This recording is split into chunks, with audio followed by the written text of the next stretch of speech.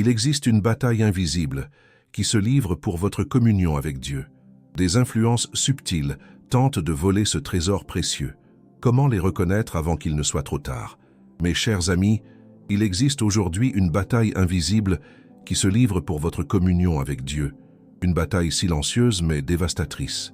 Chaque jour, des influences subtiles tentent de s'infiltrer dans votre vie spirituelle, comme des voleurs dans la nuit, cherchant à voler ce trésor précieux qu'est votre intimité avec le Père Céleste. Nous vivons à une époque où les voix sont nombreuses, où les opinions abondent, où chacun prétend détenir la vérité. Mais combien d'entre nous possèdent véritablement le discernement nécessaire pour distinguer la voix de Dieu au milieu de ce tumulte? Combien sont capables de reconnaître les influences qui, bien que séduisantes en apparence, éloignent nos cœurs du Seigneur? Le grand prédicateur Charles Spurgeon disait avec une sagesse profonde que le discernement spirituel est comme un muscle qui doit être exercé quotidiennement. Il affirmait que sans cette capacité à distinguer le bien du mal, le vrai du faux, nous devenons des proies faciles pour l'ennemi de nos âmes. Spurgeon comprenait que notre communion avec Dieu n'est pas automatiquement protégée simplement parce que nous portons le nom de chrétien. La parole de Dieu nous avertit clairement dans Proverbe 4, verset 23. « Garde ton cœur plus que toute autre chose, car de lui viennent les sources de la vie. » Remarquez cette expression puissante. « Garde ton cœur ». Il ne s'agit pas d'une suggestion aimable, mais d'un commandement urgent. Votre cœur, ce lieu sacré où Dieu désire habiter, nécessite une vigilance constante. Pensez un instant à un berger qui protège son troupeau. Il ne dort jamais profondément. Ses sens sont toujours en alerte, guettant le moindre danger. Le loup rôde, cherchant une brebis égarée, une ouverture dans la protection. De la même manière, nous devons être vigilants concernant les influences qui cherchent à pénétrer notre vie spirituelle. Mais qu'est-ce que le discernement exactement? Ce n'est pas simplement une capacité intellectuelle à analyser ou à critiquer. Non, le discernement spirituel est bien plus profond. C'est cette sensibilité divine qui nous permet de percevoir la nature réelle des choses, au-delà des apparences. C'est cette sagesse céleste qui nous fait reculer instinctivement devant ce qui offense Dieu, même quand le monde entier applaudit. Aujourd'hui, les mauvaises influences sont déguisées en lumière. Elles portent des masques religieux. Elles citent même les Écritures. L'apôtre Paul nous met en garde dans sa deuxième lettre aux Corinthiens, chapitre 11, versets 14 et 15. Et cela n'est pas étonnant, puisque Satan lui-même se déguise en ange de lumière. Il n'est donc pas étrange que ces ministres aussi se déguisent en ministres de justice. Voilà la réalité troublante que nous devons affronter. L'ennemi ne se présente pas toujours avec des cornes et une fourche. Il arrive souvent avec des sourires, des promesses, des enseignements qui semblent chrétiens mais qui en réalité sont empoisonnés. Ces influences corrompent lentement notre communion avec Dieu, comme un poison qui agit progressivement dans le corps. Permettez-moi de vous poser une question sincère. Combien de fois avez-vous senti une gêne dans votre esprit face à un enseignement, une relation ou une pratique, mais vous avez ignoré ce malaise? Combien de fois avez-vous étouffé cette petite voix intérieure qui vous avertissait du danger? Cette voix, mes amis, c'est souvent le Saint-Esprit qui active votre discernement pour vous protéger. Notre communion avec Dieu est comparable à une flamme délicate. Elle brûle intensément quand elle est protégée et nourrie, mais exposez-la au vent contraire des mauvaises influences, et elle vacille, s'affaiblit, risque de s'éteindre. Votre relation avec le Père Céleste nécessite un environnement sain, une atmosphère spirituelle pure. Spurgeon comprenait ce principe fondamental. Il enseignait que nous ne pouvons pas jouer avec le péché, flirter avec le compromis et espérer maintenir une communion profonde avec Dieu. Le discernement nous apprend à établir des frontières saintes, à créer une séparation nécessaire entre ce qui honore Dieu et ce qui l'offense. Regardez autour de vous. Combien de croyants ont perdu leur première ferveur? Combien ont vu leur passion pour Dieu se refroidir progressivement? Dans la plupart des cas, ce refroidissement n'est pas le résultat d'une décision brutale d'abandonner Dieu. Non, c'est le fruit d'une exposition prolongée à des influences toxiques qui ont lentement érodé leur intimité avec le Seigneur. Le livre de Jacques, chapitre 1, verset 5, nous rappelle « Si quelqu'un d'entre vous manque de sagesse, qu'il la demande à Dieu, qui donne à tous simplement et sans reproche, et elle lui sera donnée. » Voici une promesse magnifique. Dieu ne refuse jamais de nous accorder le discernement lorsque nous le cherchons sincèrement. Mais nous devons le désirer, le poursuivre, le valoriser comme un trésor précieux. Le discernement n'est pas un don réservé à quelques élus spirituels. C'est une grâce disponible pour chaque enfant de Dieu qui la recherche avec un cœur humble. C'est votre protection divine contre les séductions de ce monde, contre les faux enseignements, contre les relations qui drainent votre vie spirituelle. Si vous ressentez aujourd'hui que votre communion avec Dieu n'est plus ce qu'elle était, si vous sentez une distance s'installer entre vous et le Père Céleste, examinez les influences qui occupent votre vie. Quelle voix écoutez-vous? Quels enseignements nourrissent votre esprit? Quelles relations façonnent vos pensées et vos désirs? Si cette parole touche votre cœur aujourd'hui, je vous invite à vous abonner à cette chaîne. Nous partageons régulièrement des messages qui nourrissent votre vie spirituelle et vous équipent pour marcher avec discernement dans ce monde complexe. Et pour ceux qui désirent approfondir leur intimité avec Dieu, nous avons préparé un guide précieux intitulé « 21 jours pour restaurer votre intimité avec Dieu ». Vous trouverez le lien dans le premier commentaire épinglé sous cette vidéo. C'est un outil qui vous accompagnera dans votre voyage spirituel. Comprenons ensemble comment les mauvaises influences opèrent dans nos vies. Elles ne frappent jamais à la porte, en annonçant leurs véritables intentions. Elles arrivent déguisées, séduisantes, parfois même enveloppées dans un langage spirituel qui trompe même les plus vigilants. Pensez à la manière dont le serpent a approché Ève dans le jardin d'Éden. Il n'a pas attaqué frontalement. Il a posé une question apparemment innocente. Dieu a-t-il réellement dit? Voilà la stratégie classique des mauvaises influences. Elles sèment d'abord le doute sur la parole de Dieu, sur ses promesses, sur sa bonté. Elles questionnent subtilement ce que Dieu a clairement établi. Aujourd'hui, cette même tactique est utilisée contre vous. Des voix vous murmurent que certains commandements bibliques sont dépassés, que Dieu n'exige pas vraiment la sainteté, que sa grâce couvre tous les compromis.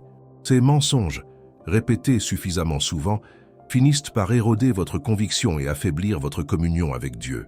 Le discernement vous permet de reconnaître ces mensonges dès leur apparition. C'est comme un système d'alarme spirituelle qui sonne lorsque quelque chose ne correspond pas à la vérité divine. Mais ce système doit être calibré régulièrement par la parole de Dieu. Sans une connaissance profonde des Écritures, votre discernement devient imprécis, facilement trompé. Le psaume 119, verset 105 déclare « Ta parole est une lampe à mes pieds et une lumière sur mon sentier. » La parole de Dieu est votre référence absolue. Elle illumine le chemin et révèle les pièges cachés dans l'obscurité. Sans cette lumière, vous marchez à l'aveugle, vulnérable à toutes les influences qui croisent votre route. Examinons maintenant les formes que prennent ces mauvaises influences. La première est celle des faux enseignements. Ils pullulent aujourd'hui dans nos églises, sur nos écrans, dans nos conversations. Ce sont des doctrines qui flattent la chair, qui promettent la bénédiction sans la sanctification, qui offrent le paradis sans la croix. Ces enseignements sont dangereux parce qu'ils contiennent juste assez de vérité pour paraître crédibles. Ils citent la Bible, mais déforment son message. Ils parlent de l'amour de Dieu, mais ignorent sa sainteté. Ils promettent la liberté, mais conduisent à l'esclavage spirituel. Votre discernement doit être suffisamment aiguisé pour détecter ces distorsions subtiles de la vérité. La deuxième forme d'influence néfaste vient des relations toxiques. Oui, même dans le corps de Christ, il existe des personnes qui, consciemment ou inconsciemment, drainent votre vie spirituelle.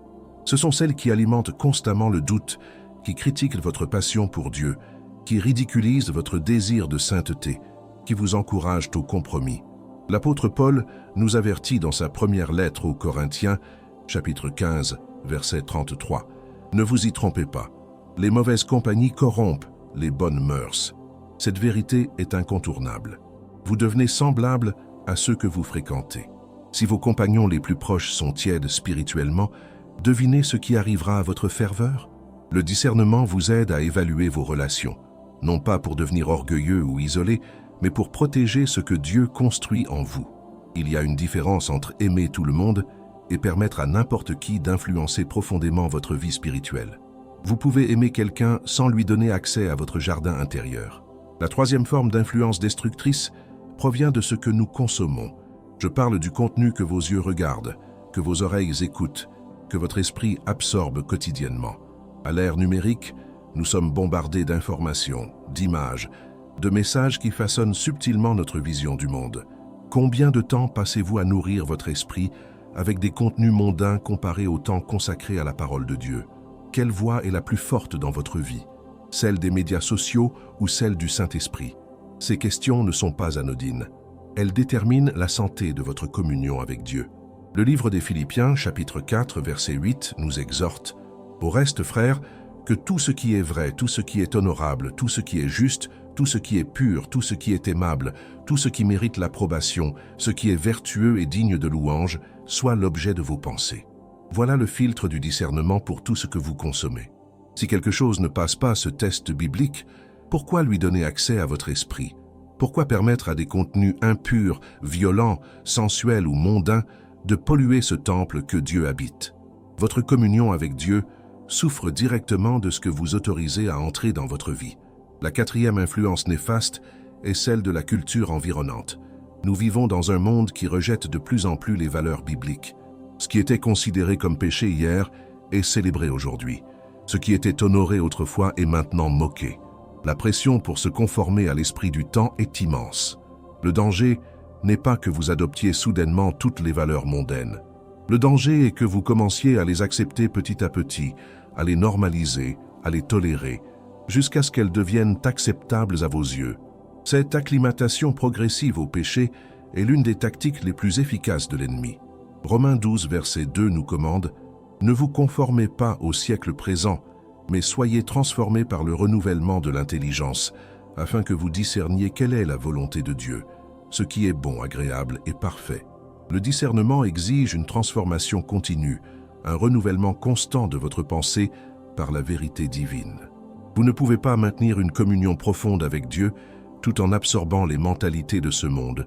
Il y a une incompatibilité fondamentale entre la lumière et les ténèbres, entre l'esprit et la chair, entre Dieu et le monde. Le discernement vous aide à naviguer dans cette tension en faisant des choix qui honorent Dieu. Mes amis, protéger votre communion avec Dieu n'est pas une option, c'est une nécessité vitale. Chaque influence que vous autorisez dans votre vie ajoute ou soustrait quelque chose à votre relation avec le Père Céleste. Le discernement est votre gardien, votre sentinelle, votre protection divine contre tout ce qui chercherait à vous éloigner de lui. Alors comment développer ce discernement qui protège si efficacement votre communion avec Dieu? Comment affiner cette sensibilité spirituelle qui vous permet de distinguer le bien du mal, le vrai du faux, la voix de Dieu des voix trompeuses? La première clé est l'immersion dans la parole de Dieu. Vous ne pouvez pas discerner ce qui est faux si vous ne connaissez pas intimement ce qui est vrai. Les experts qui détectent les faux billets ne passent pas leur temps à étudier les contrefaçons. Ils étudient intensément les vrais billets jusqu'à connaître chaque détail, chaque texture, chaque nuance. Ainsi, toute imitation devient immédiatement évidente.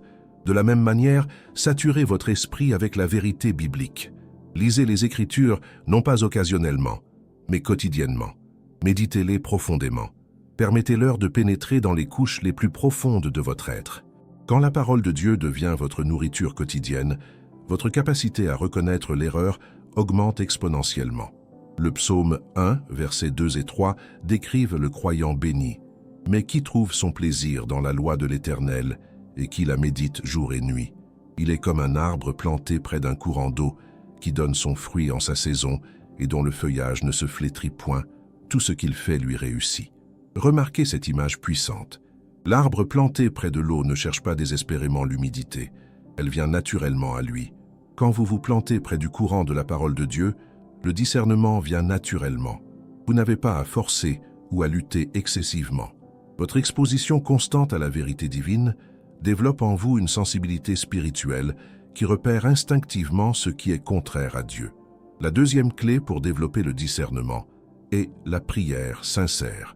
Non pas ces prières rapides et superficielles que nous lançons machinalement, mais ces moments où vous vous tenez véritablement en présence de Dieu, où vous écoutez plus que vous ne parlez, où vous cherchez sa face avec un cœur affamé.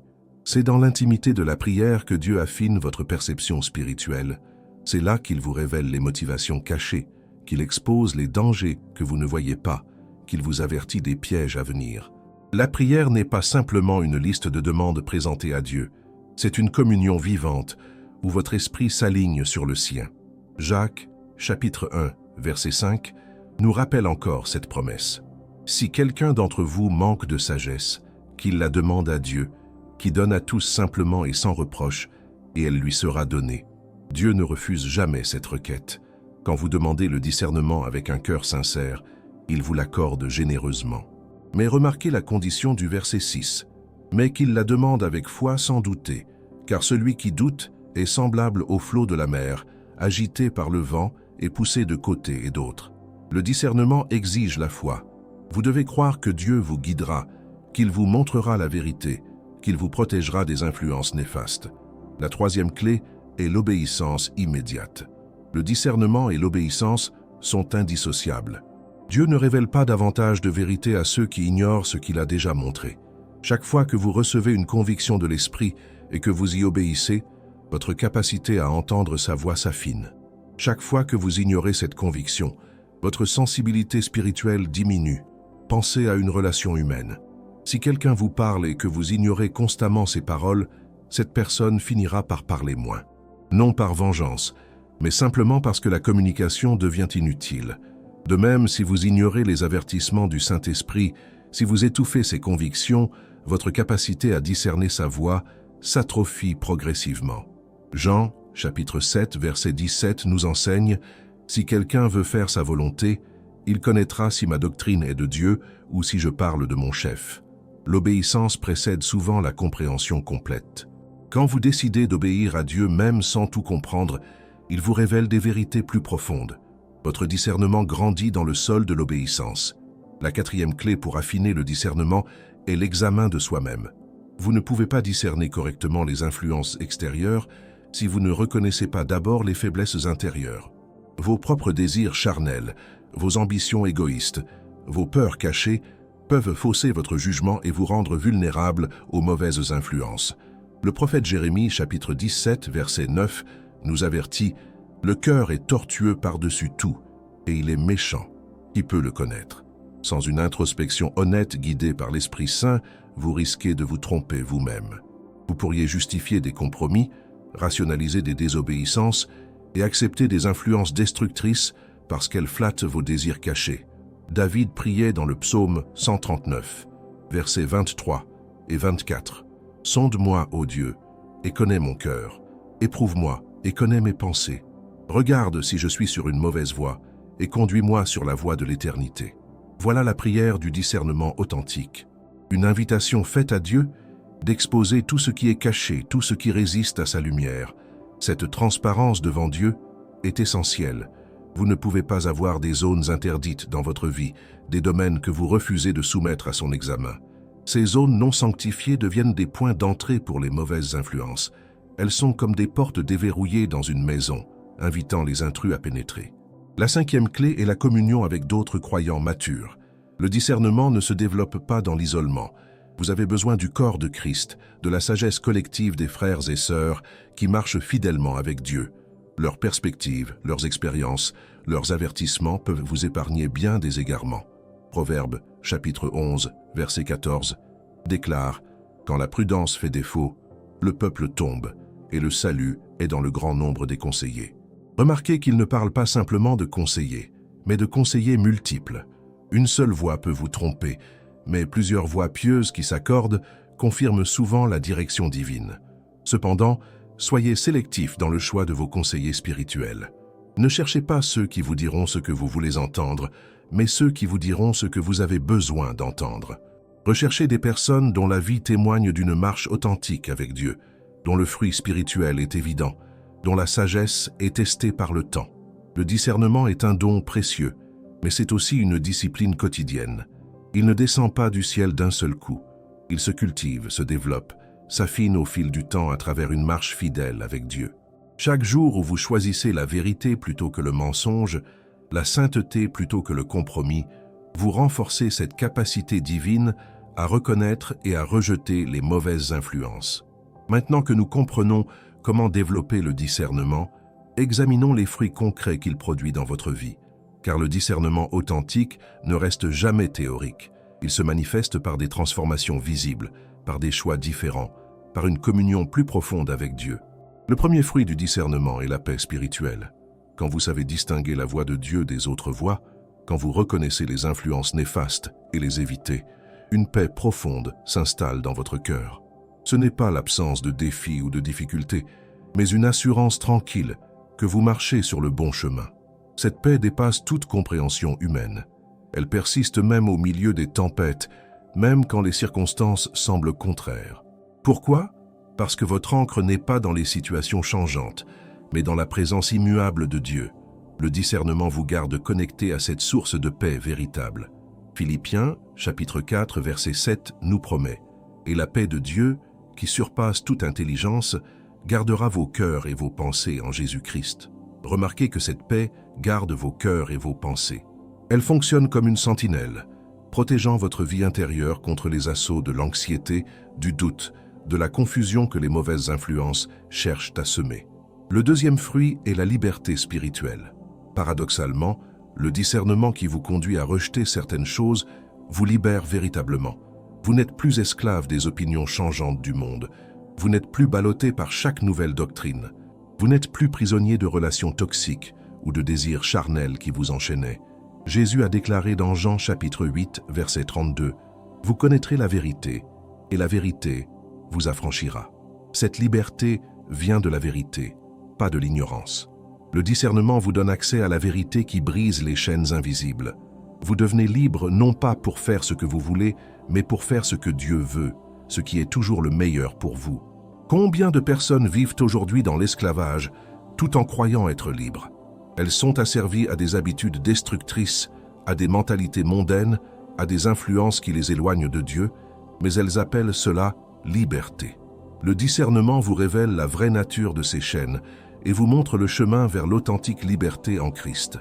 Le troisième fruit du discernement est la croissance spirituelle constante.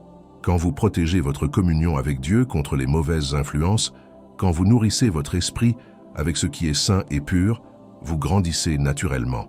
Votre foi s'approfondit, votre caractère se fortifie, votre ressemblance à Christ s'accentue progressivement. Cette croissance n'est pas spectaculaire d'un jour à l'autre, mais elle est réelle et durable. C'est comme un arbre qui grandit. Vous ne voyez pas le changement heure par heure, mais année après année, l'arbre devient plus grand, plus fort, plus fructueux. Le discernement crée l'environnement spirituel propice à cette croissance saine. La deuxième lettre de Pierre, chapitre 3, verset 18, nous exhorte « Mais croissez dans la grâce et dans la connaissance de notre Seigneur et Sauveur Jésus-Christ. » Cette croissance n'est pas automatique. Elle nécessite un environnement spirituel sain, protégé des influences qui étouffent, empoisonnent ou détournent votre développement en Christ. Le quatrième fruit est l'impact spirituel sur votre entourage. Un croyant qui exerce le discernement devient une source de lumière pour les autres. Votre vie témoigne de la possibilité de vivre différemment dans ce monde. Vos choix inspirent ceux qui vous observent. Votre communion visible avec Dieu attire les cœurs assoiffés vers lui. Vous devenez comme une ville située sur une montagne qui ne peut être cachée. Votre discernement ne vous sert pas seulement personnellement, il bénéficie à toute votre communauté. D'autres apprennent à reconnaître les mauvaises influences en vous observant. Ils découvrent comment protéger leur propre communion avec Dieu en vous voyant protéger la vôtre. Matthieu, chapitre 5, versets 14 et 16 nous rappelle « Vous êtes la lumière du monde ». Une ville située sur une montagne ne peut être cachée. Que votre lumière luise ainsi devant les hommes, afin qu'ils voient vos bonnes œuvres et qu'ils glorifient votre Père qui est dans les cieux. Votre discernement fait briller cette lumière avec plus d'éclat.